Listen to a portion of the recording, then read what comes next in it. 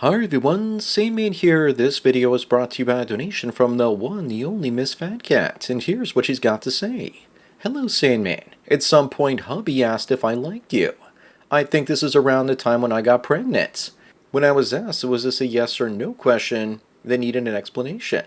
The short answer is I do like you, but I don't know what type of like it is. I like that you get me to smile without much effort on your part. I like seeing you work on things because I find it motivating to try and work on things in my own life. I like the very large range of topics that get discussed. I find it inspiring that you try and deal with your health problems, and that motivates me as well.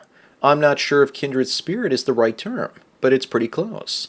It might shock people, but I do ask my husband if things are all right before I do it. That includes sending you donations, chatting with you, me asking for you to send me one of your shirts, and me sending you a care package. Hubby has very few things he cares about. That makes his boundaries very reasonable and easy to comply with. When it comes to me asking for your shirt and then getting it, hubby watched me go from excited to ecstatic to being in pure bliss. During that time, you could not pay me not to smile. That went on for weeks. Most people know me as a sourpuss that had the joy sucked out of life. My smile tends to never really reach my eyes. People at work, friends, and family notice when it did. Most didn't know me before I went into a coma from brain damage, so they have no idea that being like that used to be pretty normal for me. I did enjoy feeling like myself again. As for sending you a care package, it was the first time I could express myself without needing to use words. During that time I lost function in one of my hands. It is fine now, and I had so much fun that I barely remember the pain. Unlike my doctors, I did actually figure what the issue was, why one hand was effective and not the other. Also, none of what I said has gone untouched by hubby. He didn't need to ask me because I was so excited that I told him that things progressed. I recently asked hubby if I could hug you if we were ever to meet, and he said no. I really didn't see that coming. I told him it would be like hugging a friend or family. He said that in that case, it was still no. I asked why, and he just said he didn't like it. It's not exactly putting his foot down for a real explanation. This is the reason I'm bringing it up. I don't think he's being very reasonable. Yet I feel no drive to push him on the matter. Why am I not pushing this? Especially since I disagree. Even if there were plans to meet you, this would be a non-negotiable issue to me. He said no, the end. On a subconscious level, I understand him exactly. But maybe you could explain it better. Well, Miss Fat Cat, thanks for the donation as well as the topic. I think the reason your partner's been alright so far with your hijinks with me is because he sees you as just a fan. You mentioned the part about having pure bliss on your face when I sent my shirt to you. And that reminds me of a look I saw on my ex-girlfriend's face when she went to see a George Michael concert as well as other musicians. It's just a fanboy or fangirl thing, and nothing to worry about, so long as she wasn't actually meeting and interacting with those stars in real life. It didn't bother me because I knew that the celebrities have their boundaries, just like I'm pretty sure that your hubby understands that I keep my boundaries as well. So there's no reason for him to worry. As for your magnetism towards me, women are drawn to men that are self-motivated and continuously hardworking. That makes me wonder if you'd still like me if I'd retire from my channel. For those of you that don't know, I've been battling painful psoriasis in very small patches for almost 20 years now. It only became unbearable about 6 or 7 years ago, and for the last 5 years up until early 2025 it was completely under control, and I was pretty much pain-free for 5 years. In the second half of last year, I cheated on my diet, and 2025 has been very painful for me. I'm clearing the skin plaques, but it's taking a really long time, and it's extremely painful. I'm worried that it's going to force me to retire my channel in the next little while, or possibly reduce how much content I make. Yes, I make content for money, but more so for my own sanity and to keep my anxiety away. I'll keep everyone posted about the situation. This year has been absolutely overwhelming. But getting back to Fat Cat, you find me motivating because of your hearing issues. That I possibly give you hope in a situation that seems hopeless. Fat Cat needs to make money, which means having a job and working in the city. And the noises in the city that are high frequency cause her pain. It all seems so hopeless. I told her that sometimes to solve problems you have to go to extreme lengths. I asked her if leaving the city was a good option. She said no, but someday it might actually be an option when she retires, or has enough money not to have to rely on a job anymore. Your problem's been around for 20 years, Fat Cat, and you're not finding a medical solution.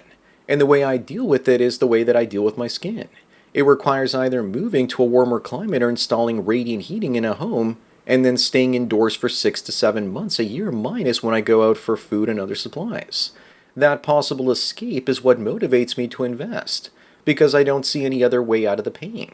Fat Cat, I know you tried to get your family to help you out financially, but maybe you can get your doctors to talk to them and explain the situation. I know it's hard when you have a disability which isn't really a visible one. Here's another way that I've been adapting. Recently I thought I had Achilles tendonitis and couldn't walk for 2 days on my right foot. And then suddenly I was fine after a couple days of rest. I doubled my activity level over the course of a week and the back of my Achilles swelled up and got red and hot. I figured out that I can walk in Crocs, flip-flops, or barefoot for a few thousand steps at a time without pain. But my running shoes are giving me pain, so I don't wear them as much. Hopefully it's just related to overactivity. Besides doing my daily errands, I need to walk to reduce inflammation, and that's one of the ways that I fight my skin condition. But going back to your hubby, at least he's not the jealous type when it comes to being a fangirl of mine. There are plenty of guys that would have forbid you talking to me and would feel disrespected and begin to question the relationship. But he's smart enough to realize that it's been almost 10 years and nothing has happened. So he just assumes that nothing will. He probably just assumes that I've put you in the fan zone or friend zone. At this point, our coaching calls and these sorts of videos are probably just a minor annoyance to him and nothing more. You're lucky to have someone understanding of that situation. It also helps the situation that I haven't dated anyone in 10 years now. So I'm sure that adds to him feeling more secure in his position. I'm glad that he drew the line on physical contact just in case. He probably knows that you wouldn't be able to keep your hands off my butt or something. What was also weird was that you seemed a bit jealous when I said that I would actually start dating again in the future in one of our calls, as an experiment to see if I can maintain frame. You seemed concerned that I wouldn't be able to have as much time as before to devote chit-chatting with you. It seems like your main concern was that I would potentially give another woman the attention that you get from me.